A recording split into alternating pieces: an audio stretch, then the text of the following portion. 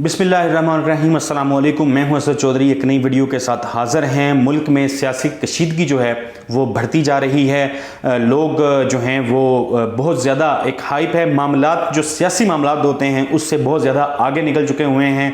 पिछले दिनों में हमने देखा था कि मस्जिद नबवी के अंदर एक अफसोसनाक वाक़या पेश आया था। साबिक़ वज़ीर आज़म नवाज़ शरीफ की बरतानिया में लंदन में जो रहाइशगाह है उसके बाहर लोग इकट्ठे हो जाते हैं। फिर हमने देखा था कि साबिक़ वज़ीर आज़म इमरान खान की साबिक़ अहलिया जमामा गोल्डस्मिथ के घर के बाहर लोग इकट्ठे हो गए थे। लोगों ने एहतजाज किया था, मुस्लिम लीग नून के कारकुनान ने एहतजाज किया था।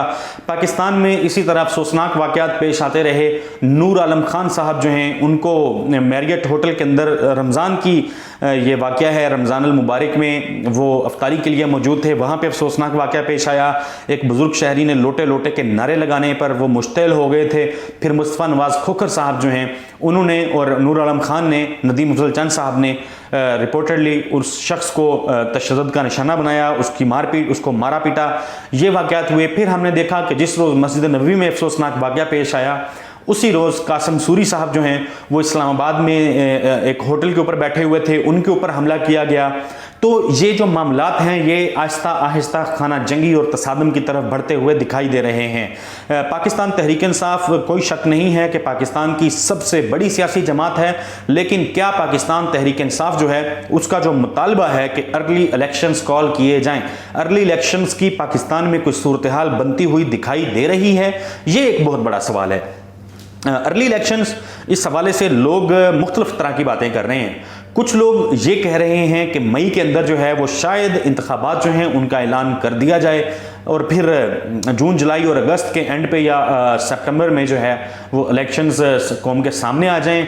तो फिल वक्त आज के दिन तक ऐसा होता हुआ दिखाई नहीं दे रहा। मौजूदा हुकूमत जो है, वज़ीर आज़म शहबाज शरीफ और उनकी हुकूमत, उनके अलाइज़ की जो हुकूमत है वो कुछ मनसूबाबंदी ऐसी कर चुकी हुई है कि किस तरह से उन्होंने इंतखाबात को होने से रोकना है। उसकी सबसे बड़ी जो वजह बता दूं आपको, वजह यह है कि मरदमशुमारी होनी है। एक नई मरदमशुमारी जो है वो होनी है जिसकी मंजूरी जो है वो साबिक़ गवर्नमेंट, इमरान खान की गवर्नमेंट जो है उसमें दी गई थी। तो अगर मरदमशुमारी होनी है तो पाकिस्तान में मौजूद जो हल्का बंदियाँ हैं इलेक्शन कमीशन ने कर रखी हैं वो गैर फाल हो जाएंगी, वो गैर मौजू हो जाएंगी, क्योंकि नई मरदमशुमारी के बाद नई हल्का बंदियाँ जो हैं वो करना पड़ेंगी। और अगर मरदमशुमारी जो है वो भी यानी इस साल के आखिर पे अगर शुरू होती है तो 1-2 माह का वो प्रोसेस है और उसके बाद 4 माह कम से कम चाहिए होंगे दोबारा नई हल्का बंदियों के लिए। 4 से 5 माह इसमें लगेंगे, दरकार होंगे। तो यानी इंतखाबात जो हैं वो इस साल में 2022 में किसी तौर होते हुए दिखाई नहीं दे रहे हैं। मुल्क में जारी जो सियासी जो पारा है वो तो बहुत ज़्यादा हाई है। जो तसादम की, गुस्से की, इश्तियाल की सिचुएशन है वो भी मौजूद है, कोई शक नहीं, वो रोज़ ब रोज़ बढ़ती चली जाएगी। लेकिन इंतखाबात होते दिखाई नहीं दे रहे हैं। कम अज़ कम अक्टूबर 2023 से पहले पाकिस्तान में इंतखाबात जो हैं वो नज़र नहीं आ रहे हैं। इस हवाले से मुख्तलिफ लोग मुख्तलिफ तरह की खबरें शेयर करते रहे हैं, वो बताते रहे हैं कि शायद इंतखाबात जल्द हो जाएंगे, हुकूमत चल ही नहीं सकती, ये हो जाएगा, वो हो जाएगा। लेकिन मैं आपको बता रहा हूँ कि इंतखाबात जो हैं वो होते हुए दिखाई नहीं दे रहे। दूसरा मामला है जी मकबूलियत का, सियासी जमातों की मकबूलियत का। तो सियासी जमातों की मकबूलियत की जहाँ तक बात है इसमें कोई शक नहीं, कोई दो राय नहीं है कि इमरान खान और पाकिस्तान तहरीक इंसाफ की जो मकबूलियत है वो काफ़ी हद तक बढ़ चुकी है। जब वो हुकूमत में मौजूद थे तो सूरत हाल ये थी कि उनके अपने लोगों से जिनसे हमारी मुलाकातें होती थी, हम जाते थे उनसे मुलाकात करने, तो उनकी गुफ्तगू से अंदाज़ा ये होता था कि शायद उन्हें भी इस चीज़ का अदराक है कि लोग हुकूमत की पॉलिसी से तंग हैं, यानी पीटीआई की पॉलिसी से तंग हैं। लेकिन फिर जिस तरीके से उनको हुकूमत से बेदखल किया गया, हुकूमत से उतारा गया, इमरान खान को हटाया गया, उस सारे सिलसिले के बाद एक दफ़ा फिर से जो सोए हुए कारकुनान थे पीटीआई के वो जागे, इमरान खान के शाना बशाना वो खड़े हुए। इमरान खान आइंदा चंद दिन में शायद ऐलान भी करने वाले हैं इस्लामाबाद मार्च के हवाले से। इस्लामाबाद में धरना देने का वो मंसूबा रखते हैं, बनाया हुआ है उन्होंने, मुख्तलिफ जगहों पे वो इस हवाले से बात कर चुके हैं कि उस वक्त तक वो एहतजाज करेंगे जब तक इलेक्शंस नहीं होते। तो मकबूलियत की जहाँ तक बात है कोई दो राय नहीं, इमरान खान इस वक्त पाकिस्तान के सबसे मकबूल सियासी रहनुमा हैं। लेकिन अब मुद्दा ये है कि क्या वो इतने मकबूल हो चुके हैं कि इमरान खान को आइंदा इंतखाबात में 2/3 अक्सरियत जो है वो भी मिल जाएगी? क्या वो मतलब इतने मजबूत हो के उभरेंगे और सामने आएंगे? तो 2/3 अक्सरियत के हवाले से अभी कोई सूरत हाल वाज़े नज़र नहीं आती।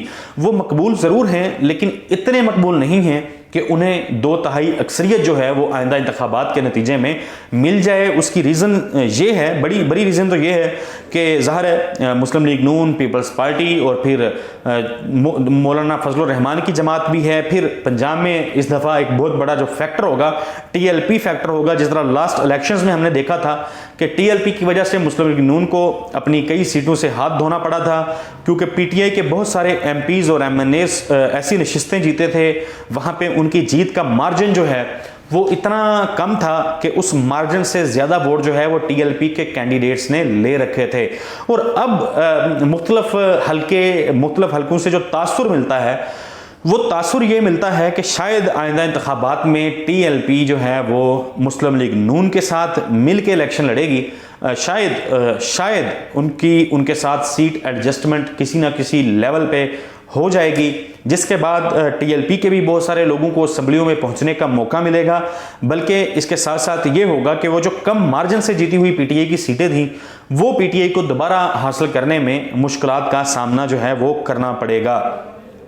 ख़ास तौर पे जनूबी पंजाब की अगर बात की जाए तो जनूबी पंजाब में पीपल्स पार्टी जो है वो अब पहले से बहुत ज़्यादा मजबूत हो चुकी है, क्योंकि पाकिस्तान तहरीक इंसाफ की हुकूमत ने नारा लगाया था PTI ने इलेक्शन से पहले कि वो अलहदा सूबे का क़याम अमल में लाएंगे। अलहदा सेक्रेटेरिएट कोई शक नहीं बना, मुल्तान में, बहावलपुर में फिर उसकी तामीर का आगाज़ हुआ, लेकिन अलहदा सूबे का मामला हल नहीं हुआ। वो जो वादा था वो वादा वफा नहीं हुआ। सिर्फ मुजफ्फरगढ़ की अगर बात कर ली जाए तो 6 में से 3 नशिस्तें मुजफ्फरगढ़ की जो हैं वो पाकिस्तान पीपल्स पार्टी ने जीत रखी हैं। यानी आप अंदाज़ा लगाएं कि पूरे पंजाब में जो है वो पीपल्स पार्टी ने 6 सीटें जीती हैं, जिसमें से 3 सीटें मुजफ्फरगढ़ से हैं। फिर रहीम यार खान इसी तरह वहाँ पे मखदूम अहमद महमूद साहब जो हैं उनके साहबजादे वो मेंबर कौमी असम्बली हैं। फिर राजा परवेज़ अशरफ साहब एक सीट जीते। अच्छा, अब जनूबी पंजाब में जो है वो मुस्लिम लीग नून और पीपल्स पार्टी अगर मिल के इलेक्शन लड़ लेते हैं तो इसमें कोई दो राय नहीं है कि जनूबी पंजाब के अंदर शायद PTI को, पाकिस्तान तहरीक इंसाफ को टफ टाइम मिलेगा और उतनी सीटें शायद वो आइंदा इंतखाबात में ना जीत सकें जितनी 2018 के अंदर उनके हिस्से में आई थी। बड़े शहरों की अगर बात की जाए, लाहौर की बात की जाए, मुल्तान शहर की बात की जाए, मुल्तान में ऑब्वियसली PTI का बहुत बड़े पैमाने पे वोट बैंक मौजूद है, लेकिन शाह महमूद कुरैशी साहब जो हैं वो भी अपनी सीट जीत पाएंगे या नहीं, ये भी एक बहुत बड़ा सवाल है। इसके साथ साथ लाहौर की नशिस्तों की बात की जाए तो लाहौर में शायद आइंदा इंतखाबात जब भी हुए शायद मामला थोड़ा सा तब्दील नज़र आए। शायद वहाँ पे इस दफ़ा पाकिस्तान तहरीक इंसाफ को ज़्यादा जगह मिल जाए। रावलपिंडी में भी शायद पाकिस्तान तहरीक इंसाफ अपनी सीटें बचाने में कामयाब हो जाए। ओवरऑल PTI की जो हवा आज के दिन तक है वो 2023 में इंतखाबात के मौके पर बरकरार रहेगी या नहीं, ये अब बड़ा दिलचस्प सूरत हाल होगी। ये एक छोटा सा सारी सूरत हाल के ऊपर आइंदा इंतखाबात और फिर मकबूलियत के हवाले से छोटा सा मेरा तज्जिया था, जो मैंने कहा एक वीडियो की सूरत में आपके सामने पेश करते हैं। मुझे अगली वीडियो तक के लिए इजाज़त दीजिए। अल्लाह हाफिज़।